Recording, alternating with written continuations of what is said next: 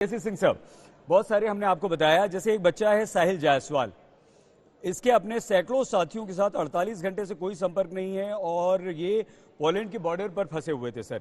उसके बाद जो संपर्क हुआ, अब ये हंगरी के लिए हंगरी बॉर्डर पर बुडापेस्ट के लिए रवाना हो रहे हैं। इस तरह के हमारे बहुत सारे सैकड़ों बच्चे हैं।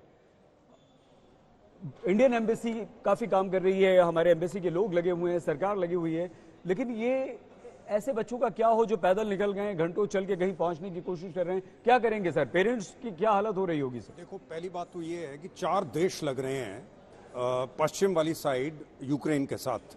चारों में जो भारत की एम्बेसी है उनका कंट्रोल रूम का नंबर विदेश मंत्रालय ने बताया है। रोमानिया के साथ, स्लोवाक के साथ, हंगरी के साथ और पोलैंड के साथ। लेकिन शुरू में कहा गया था कि पोलैंड से हम ज्यादा निकालेंगे। अब ये नहीं पता कि दिक्कत क्यों आ रही है बॉर्डर पे। वो कह रहे हैं कि यूक्रेन वाली साइड से आ रही है। हो सकता है उनके कस्टम्स वाले माना हो, बॉर्डर सील कर दिया हो, क्योंकि हबड़ा दबड़ी यूक्रेन में है। उनका भी जो स्टाफ है, उनके जो लोग हैं, उनकी सिक्योरिटी है, उनकी पहली जो निगाह है वो तो रूस पे है कि उनकी फौज तो नहीं आ रही। तो वहां पे हो सकता है गार्ड बंद करके निकल गए हैं, या क्या बात है, बॉर्डर क्यों बंद है? सर सॉरी टू इंटरप्ट, ये भी हो सकता है क्या कि जो बच्चे हमारे निकल गए हैं, घंटों 20, 30, 40 घंटे सफर करके कहीं पहुंच रहे हैं, वो एम्बेसी से कांटेक्ट नहीं कर रहे हैं, सीधे चुपचाप निकल जा रहे हैं, या एम्बेसी उनसे कांटेक्ट नहीं कर पा रही है? ऐसा कुछ हो सकता है? देखो, मेरा ख्याल है जब तक बिल्कुल क्रैकअप इनका जो इमिग्रेशन या कस्टम सिस्टम है बिल्कुल टूट नहीं जाता यूक्रेन का, ये हो सकता है कि अगर रूस ने काबू कर लिया कीव पे, फिर ये अफसर भाई भाग जाएं छोड़ के। जो बॉर्डर पे खड़े हैं, जो इनके गार्ड हैं, सिक्योरिटी, उनको भी अपना पड़ेगा। उस समय हो सकता है अगर उनको ये लगा पड़ोसी देशों को कि ये बॉर्डर का कंट्रोल जाता रहा है यूक्रेन के हाथ से, तो वो सील कर देंगे। वो नहीं चाहेंगे कि लाखों की तादाद में यूक्रेन से रेफ्यूजी उनके देश में आए। सर, अच्छा, अब वहां पे भीड़ होगी, अकेले जी। हिंदुस्तानी स्टूडेंट तो है नहीं। अब भीड़ के बीच में से इनको कैसे निकालें? मेरे को लगता है कि मुश्किलात ये हो रही है, यूक्रेन वाले भी गिन चुन के लोग वहां से निकाल रहे होंगे, उनके लोग भी शोर मचा रहे होंगे कि इनको जाने दे रहे हो, हमें नहीं जाने दे रहे। तो अबड़ा दबड़ी के बीच में क्या मुश्किल है ये तो वही बता सकते हैं। लेकिन चारों देशों के साथ जी एम्बेसी हमारी चुकन कर दी है। चारों देशों में कोई फर्क नहीं पड़ता। जो हंगरी में भी जा रहा है, विदेश मंत्रालय ने बात की है चारों देशों से, तो पोलैंड से निकल गए, वहां चले जाए।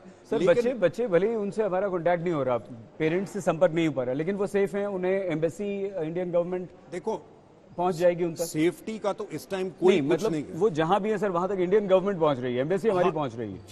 जिस मर्जी बॉर्डर से वो दखल होंगे, चाहे हंगरी में हो, स्लोवाक में हो, रोमानिया में हो, वहां पे हमारी एम्बेसी अलर्ट है, उनके कंट्रोल रूम बने हुए हैं। और मेरे को लगता है उन्होंने बॉर्डर पे भी लोग भेजे होंगे, पोलैंड में तो भेजे ही हुए हैं, ठीक है, बॉर्डर पे। अब कीव से यूक्रेन वाली एम्बेसी से जा सकते हैं कि नहीं, वो तो मुश्किल है, क्योंकि कीव के अंदर लड़ाई हो रही है। सो हमारी एम्बेसी में मेरे को नहीं लगता कि यहां से स्टाफ जो पहले चला गया होगा, ठीक है, लेकिन अब वहां से नहीं निकल सकते क्योंकि कीव तो गिर गया है। राइट सर, हम और बात करेंगे। जनरल कुलकर्णी, ये जो तस्वीरें हैं सर, ये तो बड़ी भयानक हैं। और जो हम आपसे पहले दिन से बात कर रहे हैं, चौथा दिन हो गया। अब जब यूक्रेन बात करना चाह रहा है, रूस बात करना चाह रहा है, तो सिर्फ ये कि वेन्यू हम डिसाइड नहीं कर पा रहे हैं, इस वजह को लेकर हम इतना भीषण युद्ध और लोगों को मार रहे हैं, रिहायशी इलाकों में टैंक्स और मिसाइल्स से अटैक हो रहे हैं, ये कैसे थमेगा सर? ऐसे सैयद युद्ध है, तबाही तो होगी, इसमें कोई शक नहीं।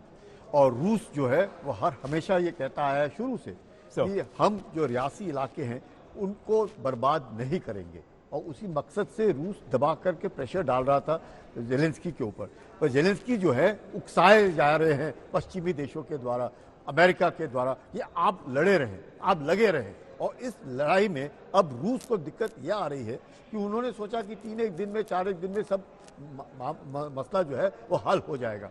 इसके लिए सॉफ्टिंग ऑफ टारगेट यानी कि जो रियासी इलाके जैसे कीव है, खार्किव है, इन दोनों के ऊपर जबरदस्त उन्होंने बमबारी की होगी। मकसद रूस का शुरू से रहा है कि वो किस प्रकार से ये जो रियासी इलाके हैं लोगों को बर्बाद ना करें।